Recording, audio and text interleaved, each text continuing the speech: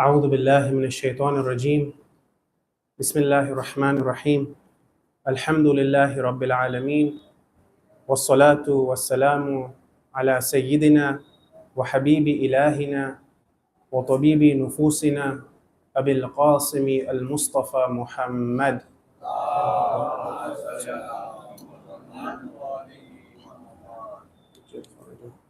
وعلى أهل بيته الطيبين الطاهرين المعصومين المنتجبين لا سيما بقية الله في الأرضين روحي وأرواحنا له الفداء ولعنة الله على أعدائهم أجمعين من الآن إلى قيام يوم الدين. Respected scholars, my elders, brothers and sisters, Assalamu alaikum wa rahmatullahi wa barakatuh. Tonight is the 6th night of Muharram, and we're on our way to the day of Ashura. And on this journey of ours, we began this discussion, this series of discussions, where every night we tackle one topic, a practical topic within our lives, and try and see what lessons we can take from Karbala on the path for us to prepare ourselves for the dhuhr of our Imam, inshallah. Yesterday we discussed the important topic of wilaya, and we spoke about what wilaya is, the benefit of wilaya. And today, inshallah, we look to discuss another important topic. Today's topic is the topic of izzah, of self-esteem and dignity. And inshallah, we look to explore today's topic in 3 points of discussion. The first point is, what is the value and position of izzah and self-esteem and dignity within Islam? In Islam, what is the value of izzah? What does Islam have to say with regards to izzat? The second point of discussion, inshallah, will be on the 2 types of izzat that we'll be discussing. We'll mention the types of izzah, 2 types of izzah, which we'll be discussing, inshallah. And furthermore, we look to explore and look into what is the benefits of having this izzat and self-esteem in our lives. And finally, as we like to do at the end, the third part of our discussion is to look at what practical ways I can look to bring about this izzat and self-esteem and dignity in my life.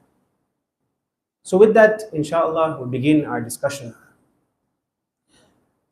You see, value and self-esteem and dignity, this izzat that Islam places so much importance upon. When we look at our riwayat and the ayat of the Quran, a lot of emphasis is put upon this concept that, oh insan, live a life of izzat, live a life of self-esteem and dignity. Why? Because a person who has this izzat will never fall for guna. A person who lives a life of self-esteem and dignity won't fall for the guna that comes about in his life. What we want to do is to look at izzat from the opposite side of the discussion. We want to look at what is dhillat. Let's begin our discussion with this. What is dhillat? Because sometimes we're taught in the sciences that تُعْرَفُ الْأَشْيَاء بِأَفْدَادِهَا. Sometimes if you want to know about something, look at the opposite of it.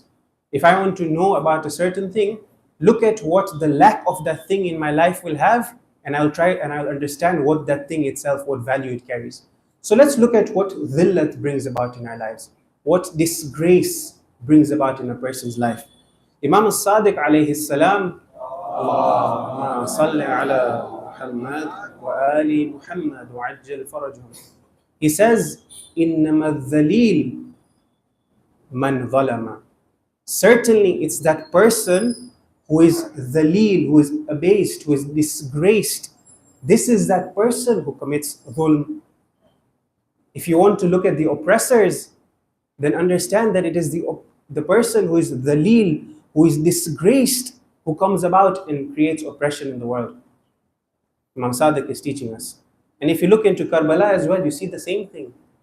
You look at Ibn Ziyad, you look at Yazid, you look at these people who on the apparent level looked like they were people who had the hukumat. These were the people who looked like they had the power and leadership.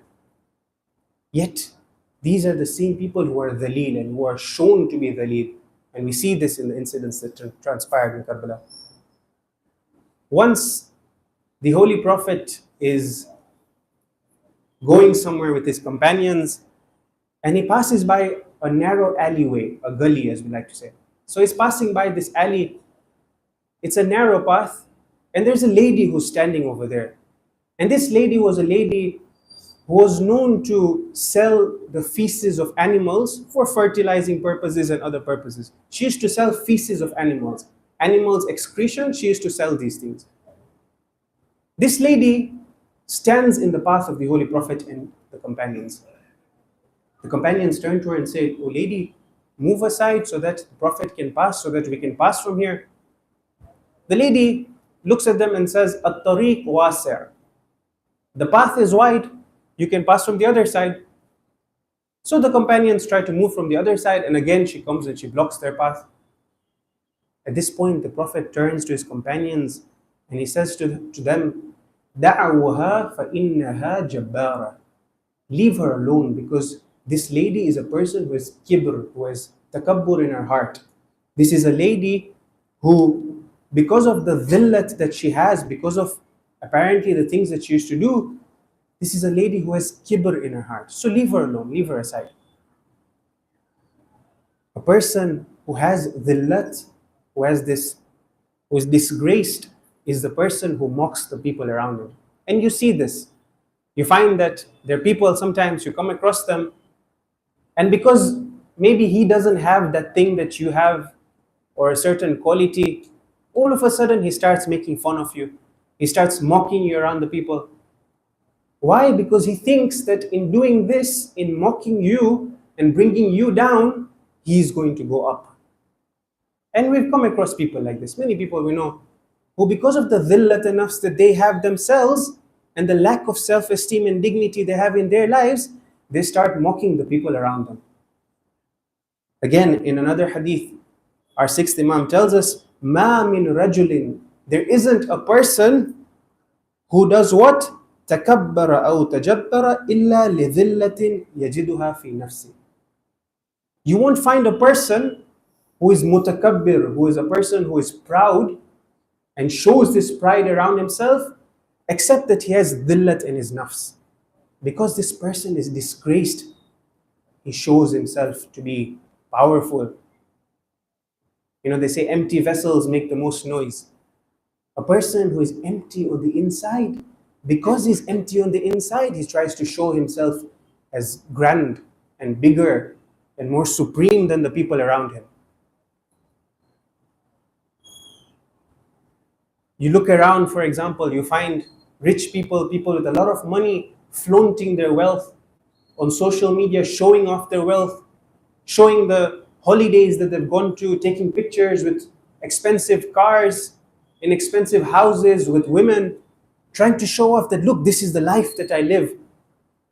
But then, after a few years, you find out that this person lived a life of disgrace. This person was depressed, for example. This person, his relationship with the people around him, with his family, that which you can't see beyond the social media and beyond that which he shows you in his own personal life. This person was a terrible person. And some of these people even go on to commit suicide. Why? Because they're empty on the inside. Yes, we see the apparent, we see their cars and their money, but on the inside, this person has nothing. And so, the Imam is teaching us that there isn't a person who shows off and shows himself, except that it's because he has dhillat in his own self. So understand and know that sometimes you find people, you look at people who apparently look like they're very well off, and we start to harbor jealousy in our heart. We feel like, oh, I wish I had this thing. I wish I had this house. I wish I had this car that he owns. I wish I had this dress that she owns. Sometimes we find in the women. The Imam is teaching us that a person who shows off is because of this dhillat that they have. So don't always fall for this.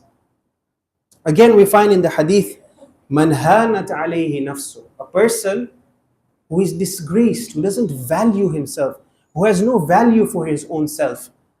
The hadith says, فَلَا تَأْمَنْ شَرَّهُ. Allahu Akbar. The hadith tells us that a person who doesn't have this value and this self-esteem and dignity for his own self, then fear this person. Fear, there's no protection from the evil that this person can do. Why? Because this person, for 2 minutes of fame, for a little bit of wealth, for some reputation, they're ready to step on anyone and everyone that comes on their way.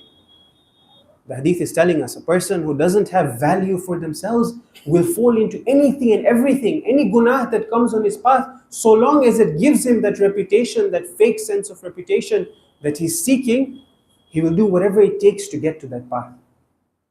So again, the Imam is telling us, Man hanat alayhi nafs, a person whose nafs is lowly and doesn't have value for himself, فَلَا تَأْمَنْ شَرَّهُ. Fear this person, because this person will do anything and everything to get to their path. Today this person is with us, tomorrow they're against us. And you see this, for example, and these kind of people, like we mentioned, these people who have dhillat, they will do anything and everything to make themselves look more superior. When Muslim ibn Aqil is brought into the Darul Imara, when he's captured, and he comes in front of Ibn Ziyad, Ibn Ziyad turns to him and he says, this is the first sentence that comes out of his mouth, he says, أَنْتَ رَجُلٌ تَشْرِبُ الْخَمْرَ فِي الْمَدِينَةِ. Ibn Ziyad is telling Muslim ibn Aqil, you are that person who used to drink alcohol in Medina.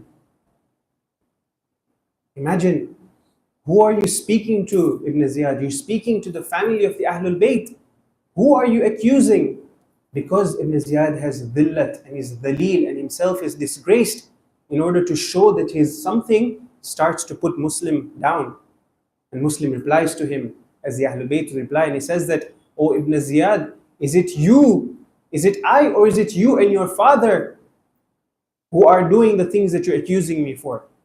In other words, oh Ibn Ziyad, do not think that just by flaunting a few words you can trick the people. We are the family of the Ahlul Bayt. You are the ones who are disgraced. One point that we need to keep in mind, and this is a reminder for ourselves, is that we need to understand that izzat and dhillat, this self-esteem and dignity, and on the other hand, disgrace, everything, izzat, dhillat, all of these things are in the hands of Allah. When you look in the Quran, in Surah Al Imran, Allah says, قُلِ اللَّهُمَّ مَالِكِ الْمُلْكِ. Say that Allah is the one who is the Malik of the mulk. تُؤْتِ الْمُلْكَ مَنْ تَشَاءُ. Allah is the one who gives this power and this mulk. Allah is the one who gives it. تُؤْتِ الْمُلْكَ مَنْ تَشَاءُ, to who He wishes. وَتَنْزِعُ الْمُلْكَ مِمَّنْ تَشَاءُ. And Allah takes away the mulk and the power from the one who He wishes. وَتُعِزُّ مَنْ تَشَاءُ. And Allah is the one who gives izzah. وَتُذِلُّ مَنْ تَشَاءُ. بِيَدِكَ الْخَيْرِ. Khair is in your hands, O Allah. إِنَّكَ عَلَى كُلِّ شَيْءٍ قَدِيرٌ. Allah is the one who owns all of izzah. Allah is the one who gives izzat and dhillat. Many times, unfortunately, we get confused and trapped and mistaken in this idea that when we look at izzat, we somehow mistaken it and look at izzat to be with the person who has power. In other words, you look around in the world, sometimes people will come and tell you that, look, these countries, these superpowers, they are the ones of izzah, and we Muslims, we're oppressed, we're madloom. These are the ones that have power, so how does it make sense? Look, they have all the izzah. Not understanding, my dear brothers and sisters, that izzah and dhillah is not in power. This izzah that these people have, these superpowers have, this doesn't necessitate and show that these people have the power that they have, doesn't show that they have izzah. You look at, for example, history, Nabi Musa alayhi salam and his companions, when you look at them, they're fleeing from Misr, they're fleeing from Egypt and running away from Fir'aun. On the apparent level, Musa is the one who is dhaleel. But when you look at it and you examine it properly, Musa is the one who has izzah. And Fir'aun, even though he's sitting in his palace, is the one who is dhaleel. Or for example, you look at Nabi Ibrahim alayhi salam. Nabi Ibrahim is being thrown into the fire. Anybody who's looking at it from an apparent level would say that Nabi Ibrahim is the one who is Dalil over here. Ibrahim is disgraced, is about to be thrown into the fire. Whereas the Izzah lies with Ibrahim, and Namrud is the one who is Dalil in the situation. The same in Karbala we see. Abu Abdullah, even though on the apparent level was massacred and butchered in the worst way possible, yet he is the one who has Izzah. Today, who remembers Yazid? Who remembers Umar Asad? Except when we do la'an to them.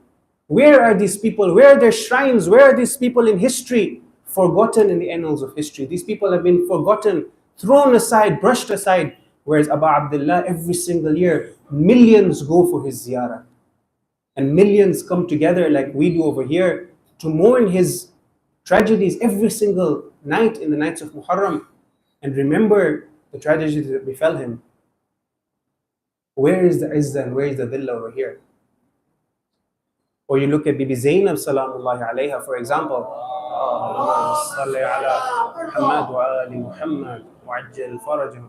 Brought into the darbar of Ibn Ziyad, in chains, in captivity. When you look at it on the apparent level, you'd say that she's the one who is asir, the one who is captive. But like we mentioned a few nights ago, when she comes in front of Ibn Ziyad and Ibn Ziyad tries to mock her, the replies with which she gives, subhanallah, people are shaken. And the position of the hakim and the position of the one who is in chains is turned upside down. People don't know who the hakim is here and who is the one in captivity. Why? Because this is the family of Izzah. This is the family of Ahlul Bayt who live with Izzah. Today as well, you look around in the world, and those countries that have a lot of wealth, have a lot of power, on the apparent level, they seem to be thriving. These countries who side with oppression, some Muslim countries who are quiet when it comes to the oppression that's happening in the world and don't speak out, these are the countries, even though they look like they have all the wealth, yet around the world, these countries are now looked down upon. When you look at the Muslimin and you speak to them, these countries that apparently seem to be the countries that have all the wealth, they're looked down upon. Whereas on the other hand, you have 1 or 2 or 3 countries that stand up against oppression, and these are the countries that have Izzah. Why? Because we learn from the maktab of the Ahlul Bayt. We learn from the maktab of Hayhata min Abdullah. This is the cry of Abu Abdullah that the followers of Abu Abdullah practice in their lives. When they see oppression happening around, they don't stand quiet. And where do they get these lessons from, if not from Karbala? And so Karbala is a platform, is a university, as we said, where we can take lessons from in our day-to-day lives. These oppressive countries that apparently look like they're winning the wars, apparently on the apparent level, they're causing more damage, they're causing more loss of life. Yet, throughout the world, you look from the east to the west, now everybody's starting to wake up. People are starting to speak out and criticize these oppressive regimes. Why? Because the pure fitrat holds towards these things. And izzat comes from this. So, we've discussed the value and importance and significance of izzat. What we want to do, inshallah, is to look at 2 different types of izzat. You may be wondering, different types of izzat. Izzat is one, right? I mean, self-esteem, what different types exist? When it comes to izzat, there's 2 types of izzat. There's one izzat which is a false izzat, a fake izzat. Something that we make up for ourselves, something that is arbitrary, something that's been given importance to, but doesn't really hold any intrinsic value to it. You look into the Quran and Allah says, Bismillahir Rahmanir Rahim, وَإِذَا قِيلَ لَهُ اتَّقِ اللَّهَ أَخَذَتْهُ الْعِزَّةُ بِالْإِثْمِ. When it is said to them that have taqwa of Allah, practice taqwa, this false and fake sense of izzah drives them towards ithm, drives them towards sinning.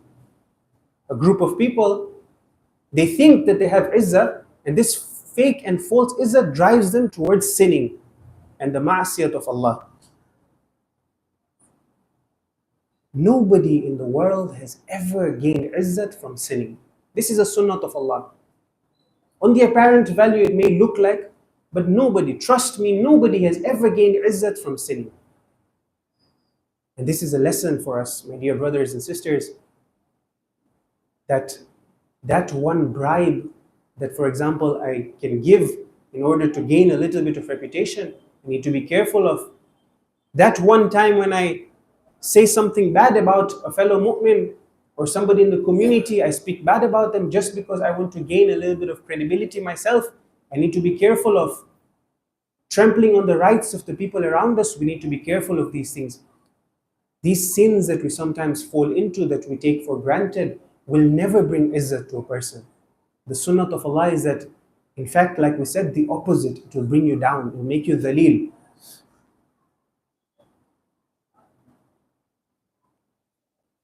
Like we said, this fake, false sense of izzat is just a facade. It's something that's fake. It doesn't have any intrinsic value. Sometimes we give value to things that don't really hold value, and we think that in these things lie our izzat. Let me give you a few examples. You find that there's a person, you come to them and you ask them, who are you? And the reply the person gives to you is, I'm an engineer, I'm a doctor, for example. But I'm asking, who are you? As in, define yourself. Who are you? What's your identity? The person, his identity, his whole identity and self-esteem and self-worth is attached to his job. Everything that the person thinks of from morning to night is his job. This person, you ask him, who are you? He identifies himself with his job. The first answer that comes out is, for example, I'm a mechanical engineer or I'm a doctor. Showing that all of his worth that he believes in himself is in this job that he has. Well, this job of yours is temporary. This job of yours doesn't hold any intrinsic value. Yes, it's valuable in the sense that it'll give you monetary and material benefit, but this job of yours doesn't give you izzah. So sometimes we create these false idols and these false senses of izzat for ourselves and associate izzat to those things that don't really carry value. Or for example, you ask a person, what is the value of this certain person? And you can Google this. You Google this, what is the value of person X, for example? And the first thing that comes up, or the first thing that somebody will reply you is, this person is worth this many crore, or this many million crore, for example. His value is in his wealth. His value is in the money that he has. This person, when he wants to be known, it's about the money that he has. His value comes from this false sense of security in the money that he owns. Right? You Google the richest people in the world and a value will come next to them. These many $1 million, for example, or these many million crore. This person, his value is this much. This money and this material gains that we have in this dunya, these things are to go one day. These aren't things that are going to come with us in our qabr. How much money you have doesn't give you real value. This is a false and fake sense of value that we need to be careful of. Sometimes you and I fall into this trap as well. Yeah, we might not say it apparently, but inside our hearts we harbor this, that if only I was to get that certain job, if I was to get that promotion, if I own that car, for example, I would be more valuable in the community. I'd be more valuable amongst people. Forgetting that real izzat doesn't come from these things. Sometimes you find that a person attaches his value and his izzat towards his or her social media followers, for example. How many thousand followers do I have? How many likes do I get in the posts that I put out? This certain reel that I put out, how many people watched it? How many thousand people watched it? How many people commented on my post? How many people liked it? How many people sent an emoticon, for example? All of these kind of things, and the examples are numerous. A person attaches importance and value to these things, not realizing that these things, these followers, today are with you, tomorrow they're not with you. Like we said, in the qabr, none of these followers are going to come with you. And we mentioned this a few nights ago as well, that come a few years, you get forgotten. People aren't even going to remember you. Your family is going to forget you after a few years, a few generations down the line. Your name will get forgotten. For these few extra followers, we're ready to do whatever it takes to gain a few more followers, to gain a bit more popularity. It's again a point that you and I need to be careful of. This is something that affects all of us. It affects you, it affects me. We all need to be careful about these kind of things, that we don't fall into this false trap of realizing and thinking rather that our value is attached to these things. These are fake senses of value. They don't really hold real value. Sometimes a person attaches their value to the body image that they have. The body that they have, this is the value that he or she holds. A person is a gym lad, for example, goes to the gym, doesn't miss a day in the gym. Alhamdulillah, this youth has a very good, strong body, and his whole value is in this body that he has. Or a lady thinks that her value is in the makeup that she puts up, in the clothes that she wears. When she goes out, the pictures that she takes and she posts, how much people come and tell her, wow, you look beautiful. This is the value that she attaches to. My dear brothers and sisters, this is again a false sense of izzat. This isn't a real value.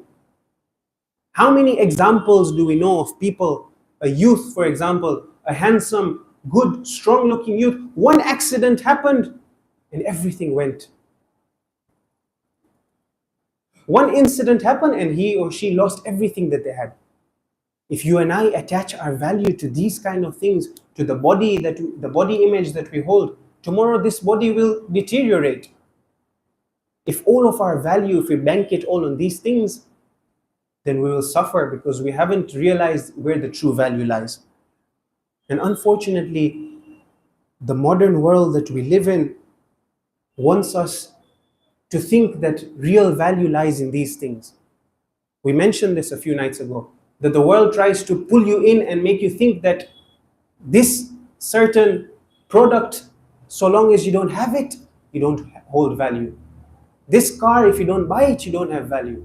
You and I need to be careful of these things. So we've spoken about the first type of izzat, which is a false and a fake sense of izzat, which isn't a real izzat. So what is the real izzat then? Describe to us what the real izzat is. You've spoken about this fake izzat that exists. What is the real izzat in Islam? What does Islam attach real izzat to? When Islam wants to describe izzat, what does it describe it as? We look at Surah Fatir in verse 10. Allah says, Bismillahir Rahmanir Rahim, answering this question of ours very clearly. Man kana yuridu, the person who wants and wishes, man kana yuridu al-izzata falillahi al-izzatu jami'an. You want izzah, izzah lies in Allah's hands. All of izzat, jami'an. Izzat is in Allah's hands. The verse goes on to say, ilayhi yas'adul kalima. Yas'adul kalimu. Towards Allah is the rising of the good word, and we'll describe what this is. Wal amalu salih yarfa'u. And good action is what takes this higher. Allah is telling us that if you want real izzah, izzah lies in these things. Yas'adul kalima, at-tayyibul kalim, al-kalimu tayyib rather, the good word. This good word is this faith that we have. This iman that you and I have is where real value comes from. Wal amalu salih. But iman by itself is not enough. Just for me to say that I'm a mu'min is not enough. Al-amalu salih yarfa'u. This good action, when we bring it into action in our lives, is when the equation is complete. Iman and amal go hand in hand. The ayah is teaching us. If you want izzah, izzah is in Allah's hands. You and I need to realize this, that we own nothing. Nothing that we have is from us. This position that I have today is from Allah. Tomorrow it can go easily. This money that I have today, easily overnight I can lose it. How many people have become bankrupt overnight? These things aren't in our hands. This family member that I cherish and I hold dear to myself, this isn't mine to hold on to. Allah will take him or her one day. All of these things, this fame that I have, everything that we think that we own, even our own existence isn't in our hands. Right? Our health, for example, our wealth, none of these things are in our hands. No sooner do we realize this, do we start to get this izzat that Allah gives. It's interesting, right? The more that you bring yourself down in front of Allah, the more that you humble yourself in front of Allah, the sunnah of Allah is that the higher that He takes you. Sometimes we seek izzat and reputation in other things, in other people, in trying to please this person or trying to please that person, trying to say this good thing in front of that person. So for example, maybe they can help me out here. Allah is telling us that bring yourself down in my eyes, the more I will raise you in front of the people. Whether you want it or not, I will raise you. And you and I see examples of this. We see people within our own communities who on the apparent level aren't too well to do. This person is not too rich, for example. In fact, he doesn't have too much wealth. But when he comes into the masjid, there is a certain aura about him. People want to be around this person. People respect this person. People love this person. They want to spend time with this person. But this person doesn't have too much money, doesn't own the best cars. But it's his akhlaq that people are drawn towards. And on the other hand, on the flip side of it, you find people who, like we said, maybe own a lot of wealth, and people even give them a lot of respect and man, they make way for this person. But then, when the person goes, people start speaking bad about this person. They don't really like him or her. They're scared of approaching this person. Yes, in front of him or her, they're very respectful and everything. But when the person leaves, people start speaking bad about the person. So we need to realize where this real izzat comes from. When you and I attach ourselves to Allah, when we connect ourselves to that absolute power, is when izzat starts coming within our lives. This is a sunnah of Allah, as we mentioned. So we've mentioned the two types of izzat.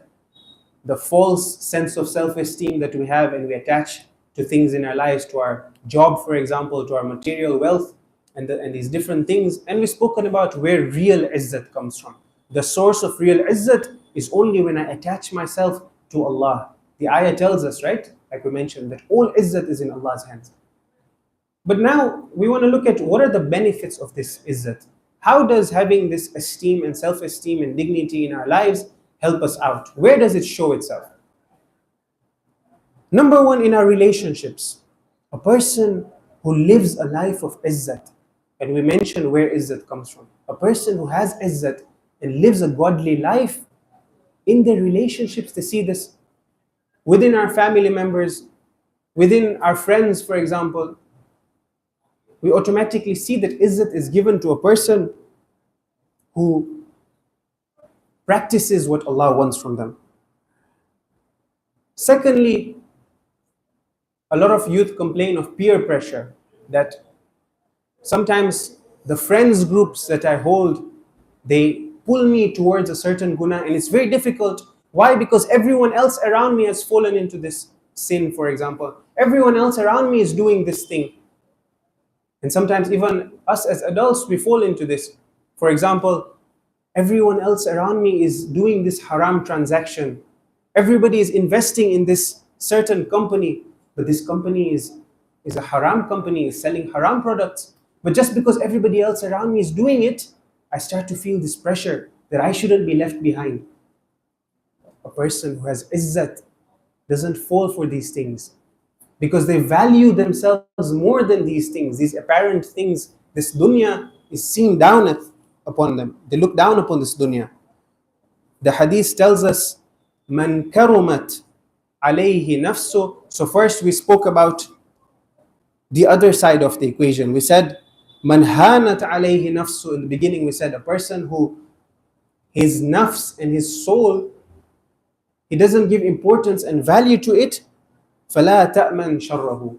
This person, fear him. There's no holding back when it comes to this person and what it can fall into. Now look at the other side of the equation. The hadith tells us, "Man karumat alayhi nafsuhu hanat alayhi dunya." The person who has respect for himself, who has this izzat al-nafs, this dunya becomes small for him. This dunya, we spoke about the deen and the dunya a few days ago, this dunya becomes nothing for him in his eyes. Who? The person who karumat alayhi nafsu, who has this ikram and this karamat al-nafs, who has ihtiram for himself, who has value for himself, this dunya becomes small. Gunah becomes small for him because he values himself. This certain sin, 5 minutes of pleasure, 3 minutes of me looking at this haram thing, a few moments or a few hours of this pleasure, this little bit of money that I'm going to make, these things, if it's a gunah and if it's a haram thing, doesn't have any value for me because I myself hold more value than this. The insan who sees himself and holds value for himself, these gunah and the dunya becomes small for him. This is what the hadith is teaching us. Finally, we want to look at how practically we can bring about the self-izzat.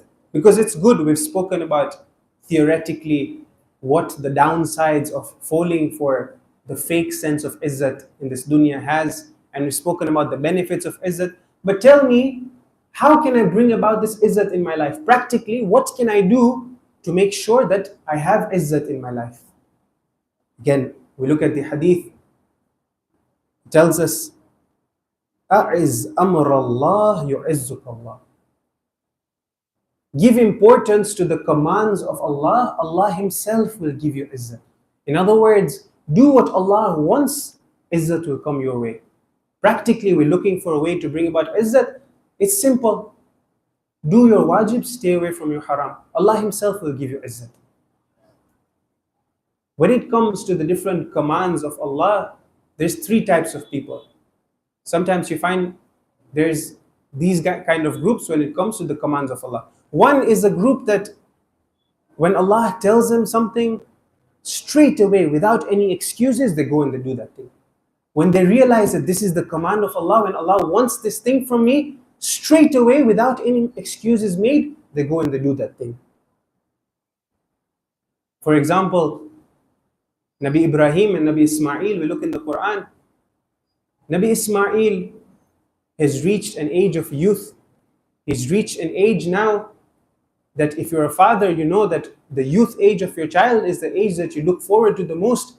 Now that your child has reached an age where you love them and you look up to them and you respect them, Nabi Ismail has reached this age. Nabi Ibrahim has gone away for a long time. After a long time, he's come back to Bibi Hajra and Nabi Ismail has now reached the youth age. The best age that a father has with the child.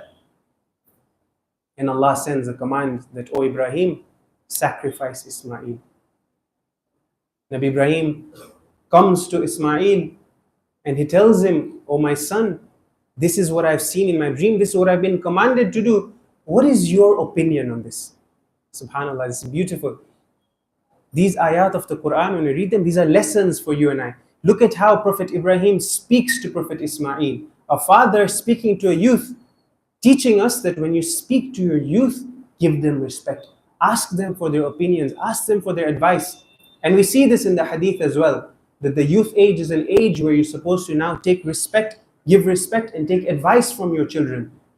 Nabi Ibrahim asks his son, he knows what his responsibility is, but he wants to check and make sure and see if his son is on the same wavelength. Comes to Nabi Ismail and says, what is your opinion of it? Prophet Ismail turns to his father and says, Ya abati, if'al ma tu'mar. No excuses made. Oh my father, do what you have been commanded to do. Nabi Ismail here doesn't make any excuses.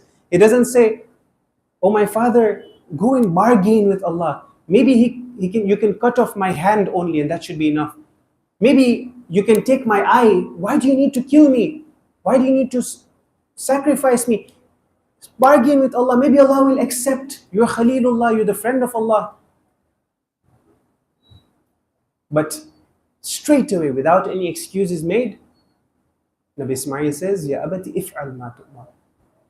And as we know, Allah, of course, replaces Nabi Ismail with a ram. So this is one group of people when it comes to the commands of Allah. People who without making excuses will go and do what Allah wants from them. Then you have another group of people. This is the kind of people who make excuses now. They know what the wajib is, they know what the haram is, but they try and look for excuses. Khums is wajib. How can I look for a loophole to make sure that I don't have to do this? Hajj is wajib on me. I know that Hajj has become wajib on me. What can I do to make sure that Hajj, I don't go for it? Looking for excuses in these different ahkam that we have. And then you have a third group of people. This group of people actively oppose and go against what Allah wants from them. They try and bring down the commands of Allah and try and go against what Allah wants from them. Look, on the day of Ghadir, for example, the Holy Prophet says to the people that after me, Ali is your Mawla, right? Ali is your master. Ali is the one who after me you follow. A person turns to the Prophet and says to him, Ya Rasulullah, what is this? Look, this is too much now. You brought to us salat, we followed you. You said fast in the month of Ramadan, 30 days in the difficulty, we said okay. You said go for jihad, we went for jihad. You said give zakat, we gave zakat. Khums, we gave it.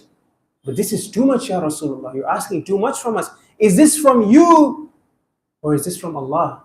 Look at the audacity that this person has. And he says that if this is from Allah, then ask Allah to punish me in this point in time. And that's when the ayah comes, سَأَلَ سَائِلٌ بِعَذَابٍ وَاقِعٍ.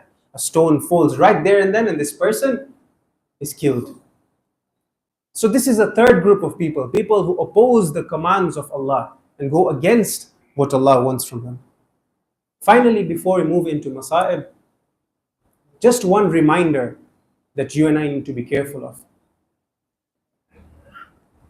We've spoken about izzat in our own lives and having izzat and not falling for haram and not falling for these things. We also need to be careful about safeguarding the izzat and reputation of the people around us.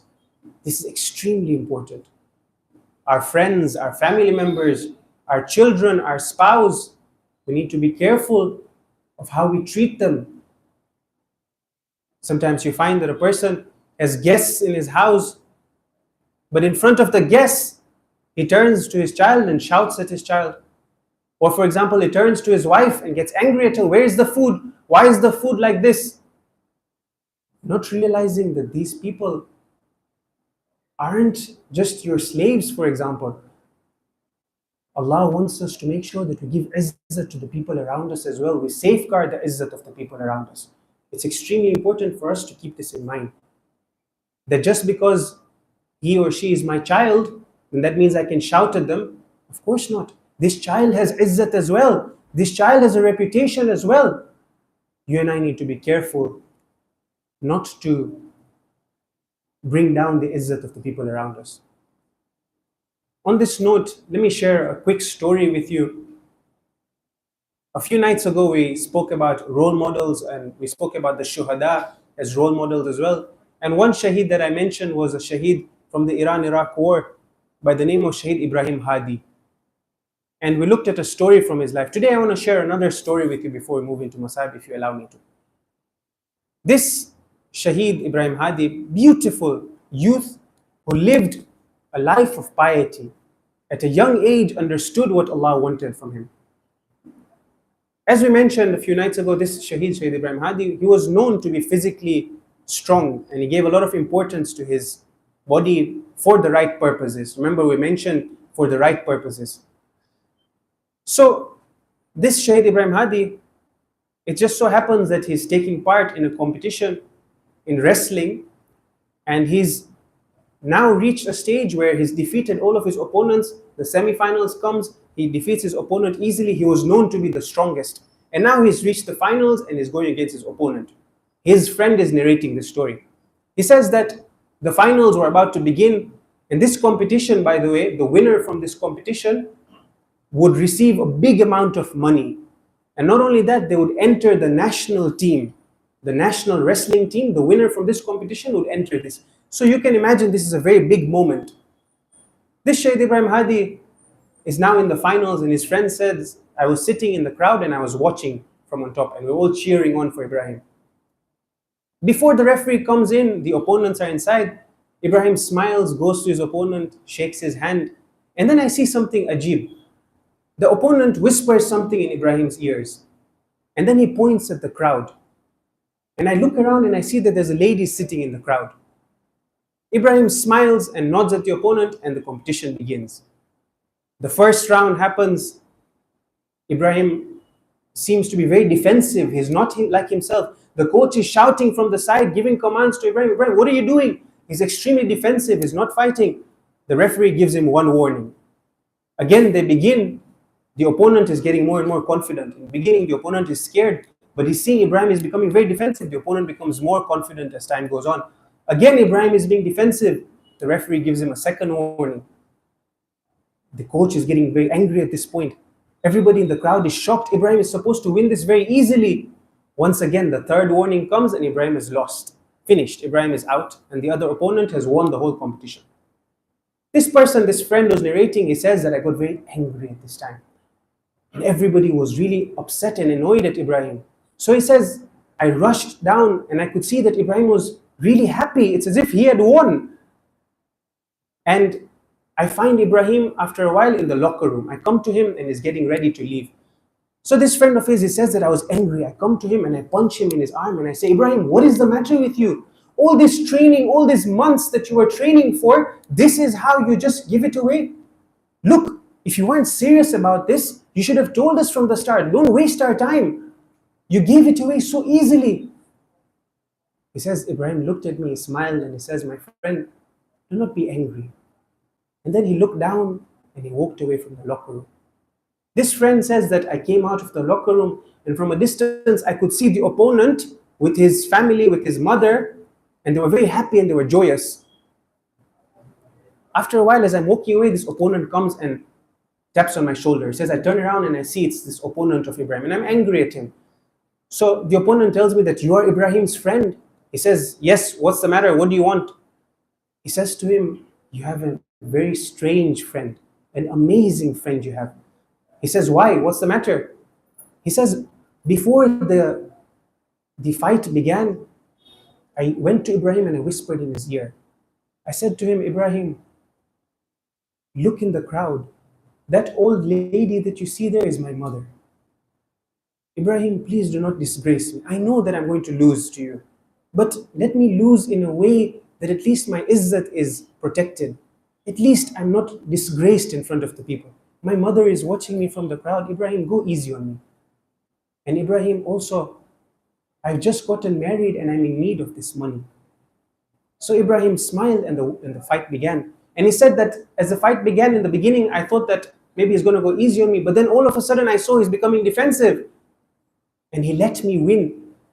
This friend of yours is a very special friend.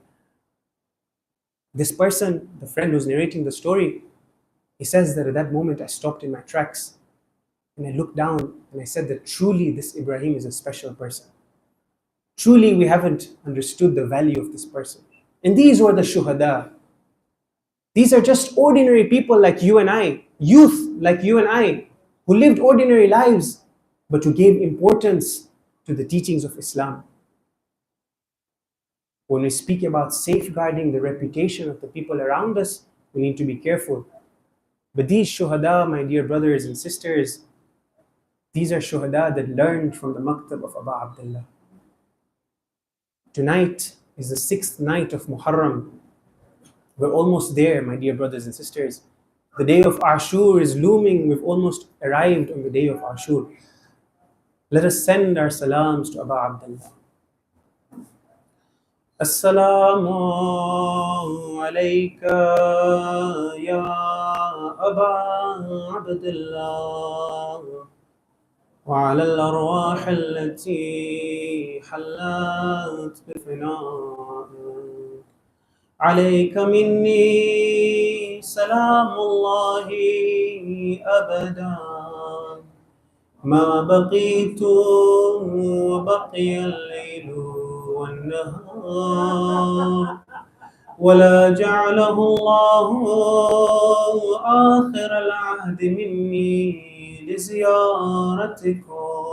All together now. السلام على الحسين وعلى علي بن الحسين وعلى أولاد الحسين وعلى أصحاب الحسين صلى الله عليك يا مظلوم يا أبا عبد الله. On the day of Ashur, a moment comes when now all of the companions of Abu Abdullah have been martyred. Now it's the time and the turn for the Bani Hashim. They come together and bid farewell to one another. They bid farewell to the women and children in the camps. One by one, the Bani Hashim go out. They fight in the way of Allah. One by one, they get martyred. Until a moment comes now when Zainab's two young flowers step up. Aoun and Muhammad, they come and bid farewell to their mother. They bid farewell to their uncle. They go out into the battlefield. First Aoun goes out, and as he goes out, he calls out to the enemies. He says, "In tankiruni, فأنا ابن جعفر." O enemies of Allah, if you do not know me, then allow me to introduce myself. I am the son of Ja'far. شهيد صدق في الجنان أزهر. The true shaheed who is in paradise. يطير فيها بجناح أخضر. The one who ascends there with his green wings. كفى بهذا شرفا في المحشر. This is enough for me as a source of pride on the day of Mahshar. Aoun goes out and he fights bravely.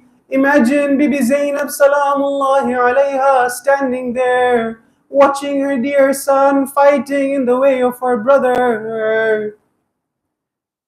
Aoun goes out and fights, but a moment comes when the enemies take him by surprise and he's struck. Aoun falls onto the ground. His brother Muhammad charges out. He wants to fight the enemies. He comes out and he calls out to the enemies. Nashku ilallahi min al-udwan. We complain to Allah about the aggression. قتال قوم في الردى عميان. Of a people who fight blindly towards destruction. A people who have abandoned the Quran. قد تركوا معالم القرآن وأظهروا الكفر مع الطغيان. They have manifested their transgression. Aoun and Muhammad goes out and he fights bravely too. Bibi Zainab is watching now. Her second son is fighting in the way of Abu Abdullah.